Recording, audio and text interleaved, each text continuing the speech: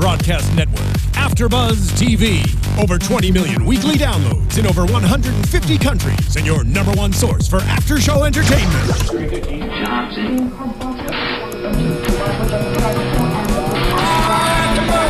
AfterBuzz TV, the destination for TV superfans, producing after shows for over 300 of your favorite TV shows, interviewing celebrities and showrunners, and bringing you behind-the-scenes exclusives. All thanks to E! Entertainment's Maria Menounos, producer Kevin Undergaro, and internet leader Akamai. Now, let the buzz begin! Everyone, welcome to another Spotlight On. I'm Ashley Daniels, here with an exceptional actor. She is on TV. She has done Broadway. You sing, apparently. Yes, I do. You do it all, girl. I try. Renee Lawless. Hi, how are you? Hi. I want to make sure I got your name right because my Boston accent, sometimes I butcher things. No, you know? it's lawless, not lawless. Okay. It's lawless. Not no law. It's Irish. It's Irish. My last name's Irish. I'm not Irish, Okay. but I drink like an Irishman. So, you know.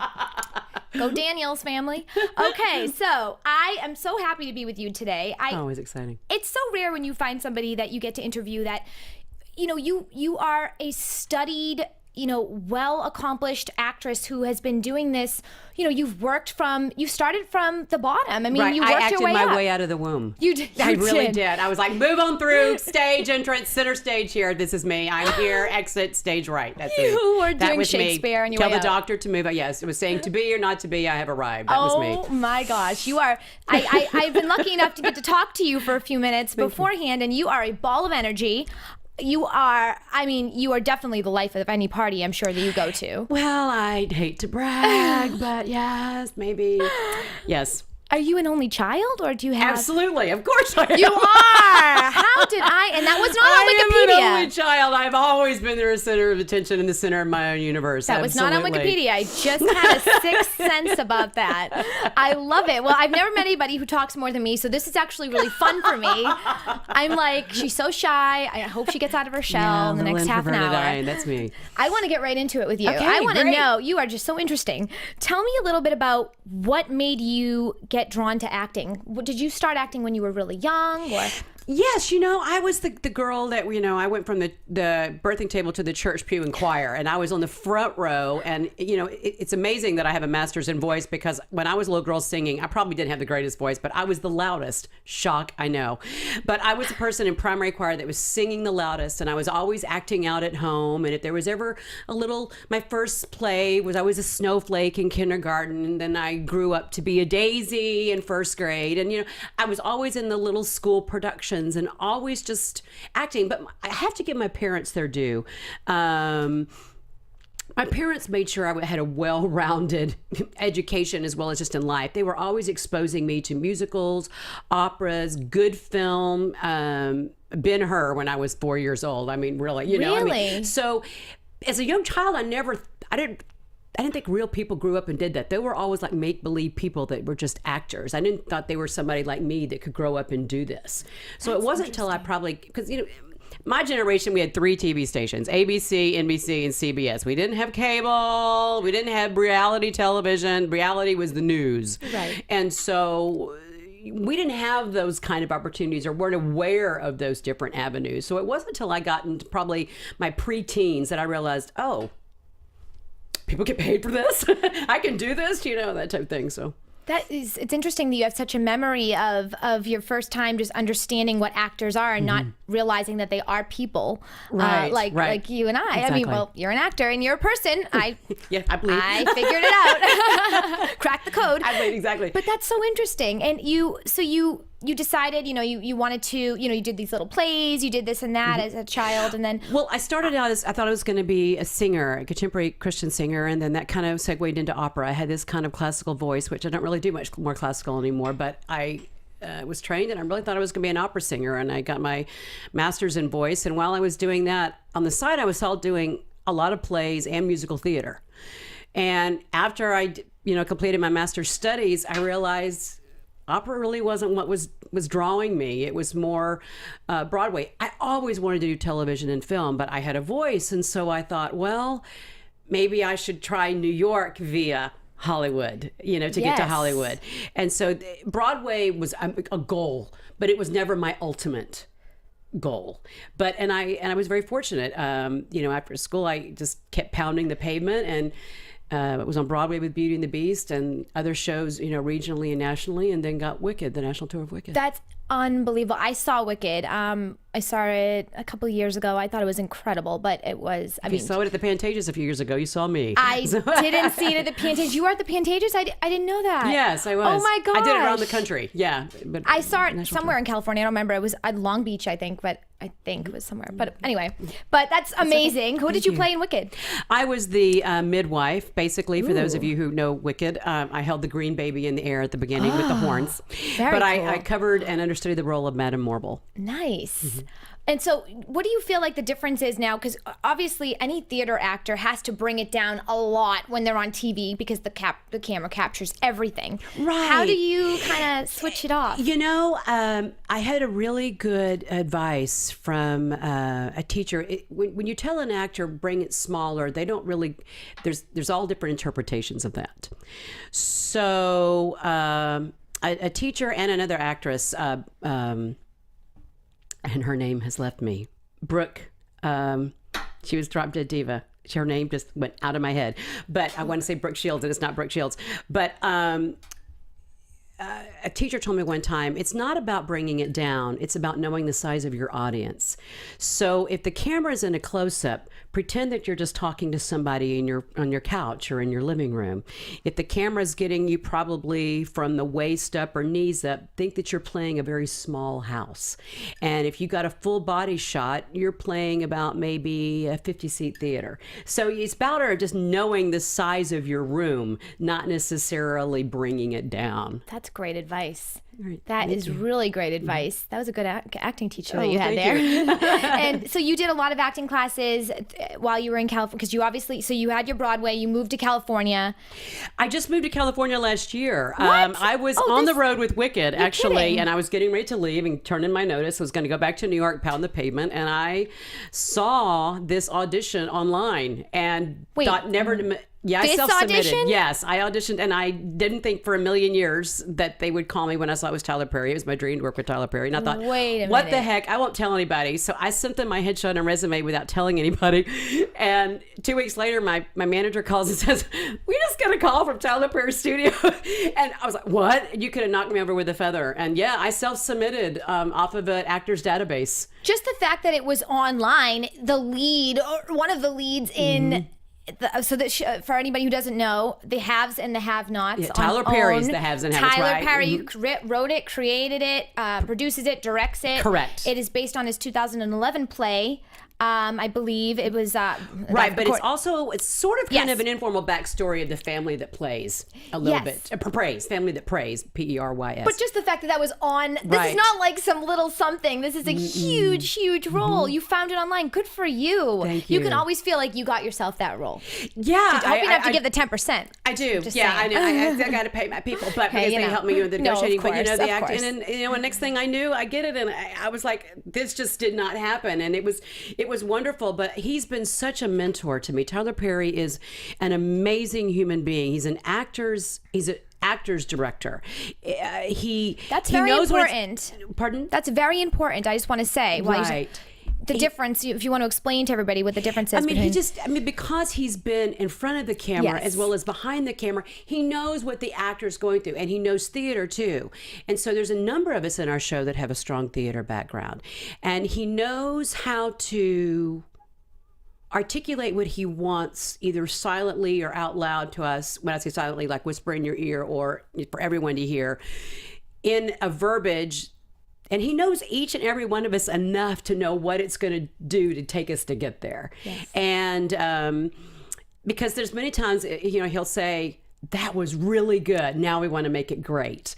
And he'll say, "Try this." And, he'll just, make a different choice type thing. And so he's very sympathetic to what we're going through, and he's been a terrific inspiration to me, really. He's probably the coolest person on earth. Oh, he's super cool. I mean, I can't imagine working with him. That's just amazing. And you must really learn a lot too, just from being on set with him and being on set with everybody else, because your characters are really intense. I feel like you have to. Yeah, it's not a comedy. It's not right. Who do you channel, or do you have anybody that in your head that because your role is you rule with an iron fist, right? She's a very powerful woman. I could say I channel my inner Oprah, but basically, for those of you of a certain age, back in the 70s, 80s, the whole nighttime soap operas of the Falcon Crest and Dallas and Dynasty years, and when I read this breakdown, my initial thought was, I know this woman. I don't know why I knew this. I grew up in the South, and I knew this woman. I knew everything about her. I got her immediately. And so who I probably channel, or who my muse was probably more Jane Wyman from Falcon Crest. That's the kind of matriarch type person she is. But also growing up in the South, I was all around all different kinds of Southern women. But I guess what I used to be in pageants 100 years ago. Oh my gosh. I could totally see you being in pageants, though. So the big smile. Right. There's an element of pageantry about Catherine, in that she's always put together. She knows how to be in a room with the world falling apart around her, but never letting you see her sweat, always having a smile on her face. I mean, basically, if you wanted to use pageant terms, your dress could be falling off, your zipper could be undone, everything, but you would never let them know it. And there is an element of pageantry about her and how she does everything. But when she shuts that door, and when she's off stage is when she's the most vulnerable. Mm-hmm. And that's kind of the way I think we as people are. That's probably who I am. Yes. I feel like I don't plan to be always on, but I guess I'm always on. But when I go home and shut the doors is when I'm not on. And that's when all of your little inner demons come out, and your vulnerabilities. And although I notice the longer I play Catherine, I think the more of her comes out in me. Well, I think there's a lot of good in her, though. There really is a lot. She's very, like you said, she's very vulnerable. I think it's so smart too how well you understand your character, because that is the perfect way to describe how she is. I mean, just knowing about her husband and like the infidelity and all. I mean, I haven't seen the last episode. It's quite all right, but she's don't spoil it. No, I'm just kidding. Yeah, and we just talked about that, actually. This last past episode, April 7th, 1979 was the name of the episode. I do a whole speech to him, and it's just something that she will not be embarrassed. Really? She will not be humiliated. She will not give him the satisfaction of winning, and she is not going to take the easy way out and let him just go off, and after she pretty much made him who he is, type thing. I think she's actually a lot stronger than a lot of other women, in that so many other women just will break down easily in front of people, but I think it's really, really difficult to hold it in and portray a certain way of life that maybe isn't really happening at that moment. That's not easy. Right. Now, fortunately, I hesitate to use the word fortunately. I mean, she's just now gone through a tragedy. I mean, her daughter has committed suicide, and Catherine is breaking down. She broke down a little bit last season with what was going on with her son, but this season I consider the season of lessons. And she's had her breakdown, but now it's like, okay, it's open season, and she's not holding back. She's not holding back on her son. She's not holding back on her husband. She's not about to hold back on some other characters coming up, which I cannot speak on. She didn't hold back on her maid. I mean, the fans are going crazy. They're all saying to me on Twitter, finally, finally, finally, finally. She's been keeping it all in and just keeping it together and being the strong person. And now she's like, you know what? If you're in my way, you're going down. Well, I think fans are doing that. I saw the trending what WWKCD. That's right. What would Catherine Cryer do? Catherine Cryer do? Let me tell you. Women love saying that on Twitter. It was trending. Yeah. Awesome. Oh, thank you. I thought it was. I went through and saw a lot of them.